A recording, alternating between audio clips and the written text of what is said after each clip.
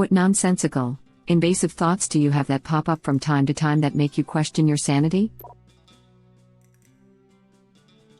Sometimes I think like, what if I just cut everyone off and never tell anybody where I went? It happens more often if I'm in a bad mood. I get this one too. Like just disappear and go live somewhere else in the country where nobody knows me, let the police know I'm fine but don't want to be found and get on with life. That reminds me of Call of the Wild or whatever it's called. This dude actually does it. In Alaska. And dies. In that case, I'm in. This one guy I knew was underwater on his mortgage and his house was worth less than the value by a large margin. 2008-09, housing collapse. His wife had just divorced him and he said F it. Left everything and went to live in South America somewhere. Took what money he had, put it in crypto, and bought a plane ticket. Never heard from him again. That's like when Bitcoin was invented. He's probably super rich, or dead. Are you even an adult if you haven't considered selling all your crap, getting a new identity and starting over from scratch somewhere new? Like, are there adults who have never thought about this, and if so, I'd like to know more. It happened to me. It felt like a spiral of madness because the longer I was away the longer I wanted to be, going further away as I was hiding from my own shadow. Like I wanted to disappear, but each place I was 5 minutes it oddly started to feel familiar, and I had this urge to keep running messages and calls on my mobile only made it worse.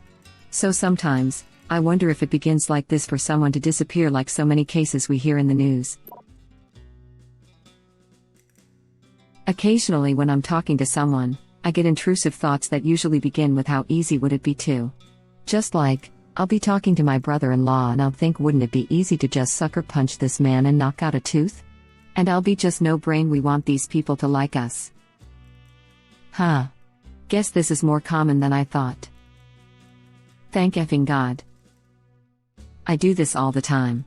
I meet someone new and I'm trying to get along with them, but as the words come out my mouth I can't help but think, imagine if I went back crap mental on them while we're having this amicable conversation, what the hell would he do / think / say?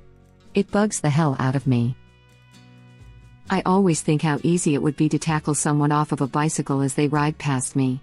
They have no clue how close they came to being randomly assaulted on their way to work. Why do we think this crap? I think about how I could verbally cut somebody off at the knees and make them feel like crap. Again, where does this come from? When I'm with any person at any point in time, what if I just leaned in and kissed them right now? I could be with my brothers and think this. It's not that I want to kiss them, it's just a nonsense intrusive thought. Holy crap, this happens to me too, and it makes for really uncomfortable situations entirely inside my head. No brain, we do not want to kiss random person. Oh, my God, I read all the comments in this thread just to find this one. I am so relieved it's not just me. I have no desire to kiss my friends or family, but it just pops into my head like, how would my neighbor react if I just kissed them mid-sentence? WTF brain? Just chiming in because I do this, too. Exactly this. I've never told anyone because it's just so weird and embarrassing. I have this same problem. Yesterday I was with my mom buying beef jerky from this old man, and I thought to myself, what if you made out with him right now? I'm happily married, so every time this happens I just think, WTF is wrong with me? Am I pregnant? Haven't had sex in months, am I sure I'm not pregnant? Had a light period, am I sure I'm not pregnant? Have an IUD and using condoms, am I sure I'm not pregnant? Had my period and it seemed normal, but women's bodies are mysterious, so am I sure I'm not pregnant? He used a condom, but I saw him try to put it on backwards first, and that's a no-no, so am I sure I'm not pregnant? There's a whole show called I Didn't Know I Was Pregnant, am I sure I'm not pregnant? I have this, but also weird thoughts surrounding taking my birth control.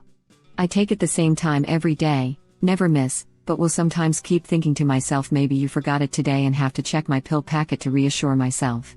Sometimes I have the thought just moments after taking it, something like maybe you just think you remember taking it, and of course, have to look at the pill packet to reassure myself.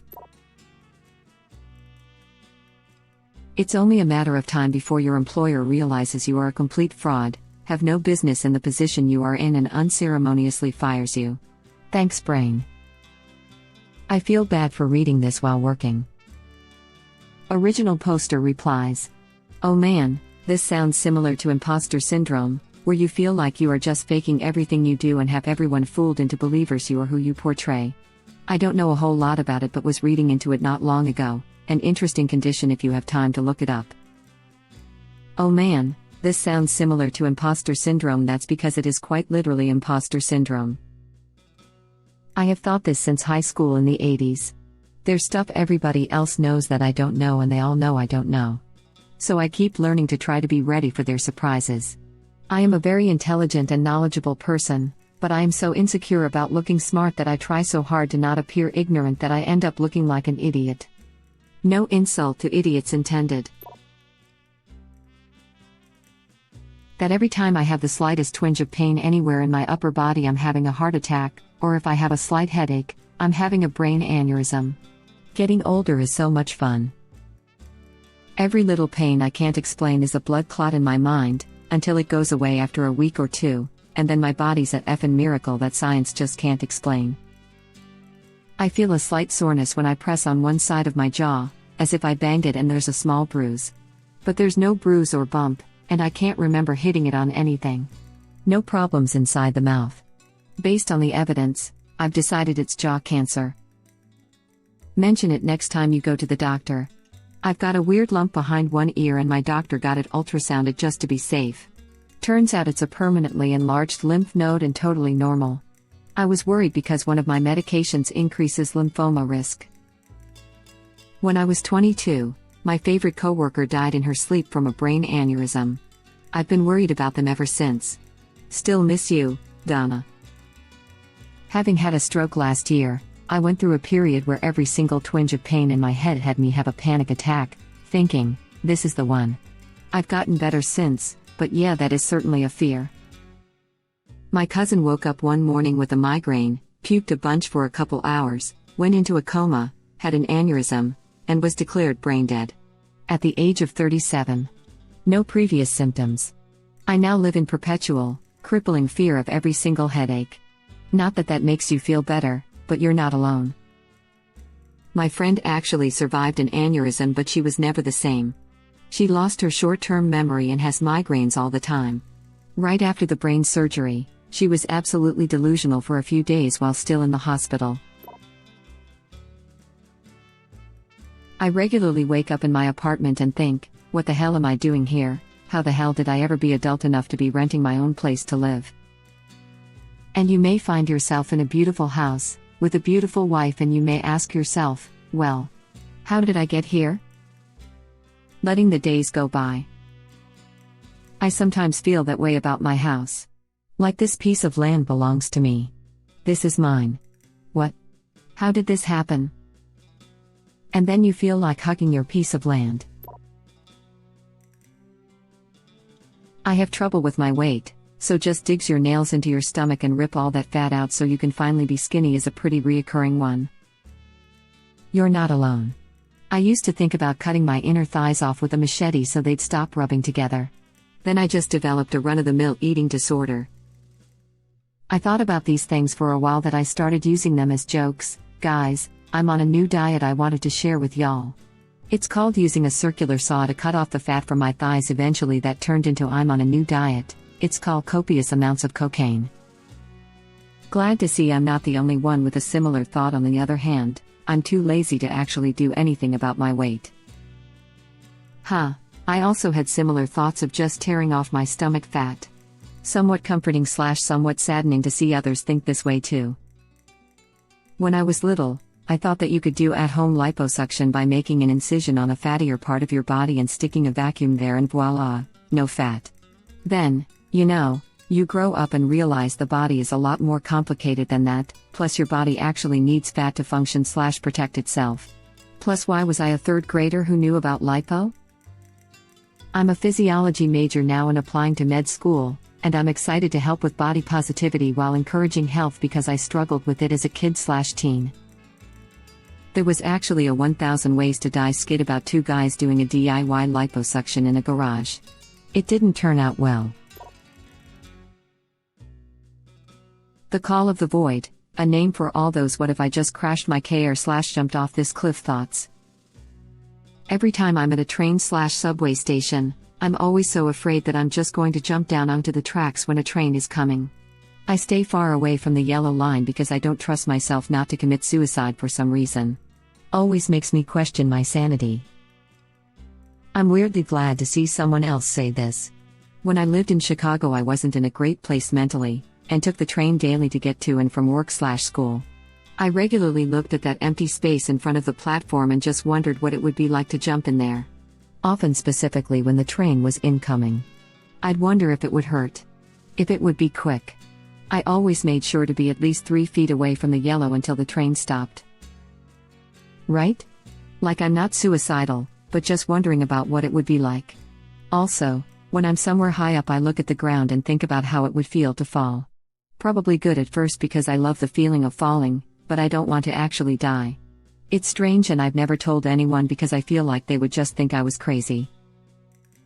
Supposedly, our brains don't like the feeling of helplessness when faced with certain death or extreme discomfort, so they take a position of if I do it myself, I'm no longer helpless. Basically a way of taking the power back. It probably explains half of the responses in this thread. It also makes me feel a lot better about my own intrusive thoughts. This makes so much sense. I'd never thought of it like that. This is a translation of the French phrase, l'appel du vide.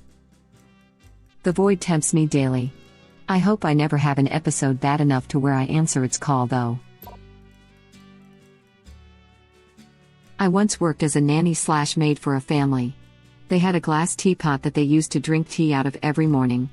One day while the baby was sleeping, I was doing dishes. I cleaned and put the teapot on the shelf.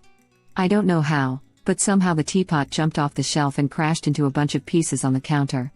I knew how much they loved that pot, and I was terrified I would be fired when they came home from work that day.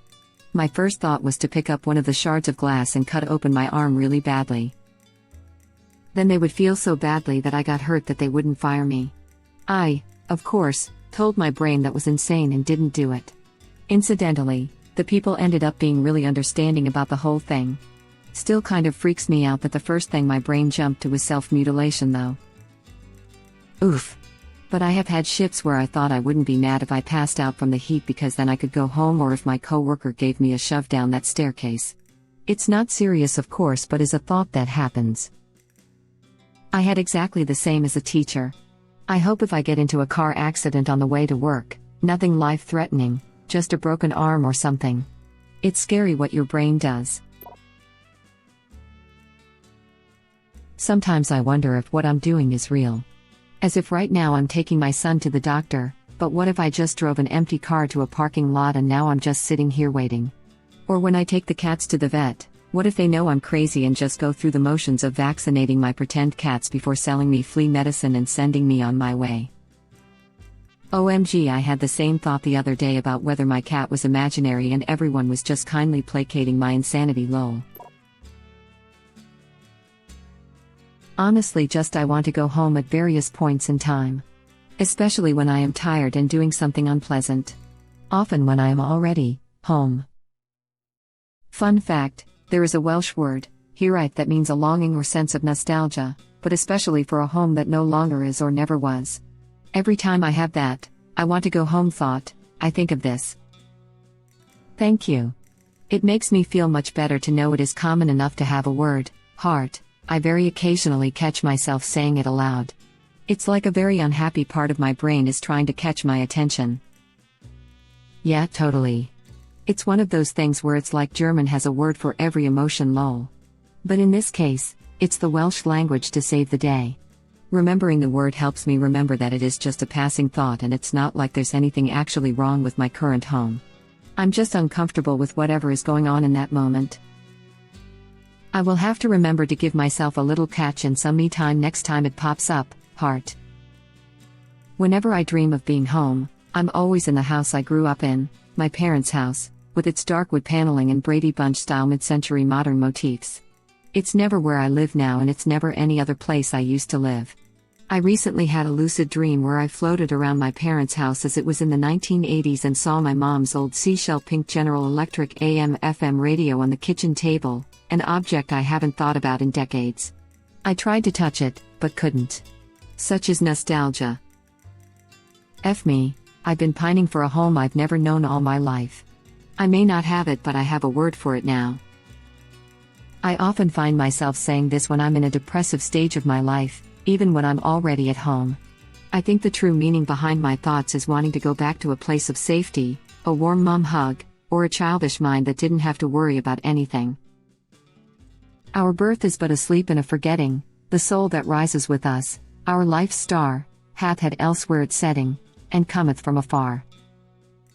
Not in entire forgetfulness, and not in utter nakedness, but trailing clouds of glory do we come. William Wordsworth felt that way, so you're in good company. I say this as a counter to intrusive thoughts.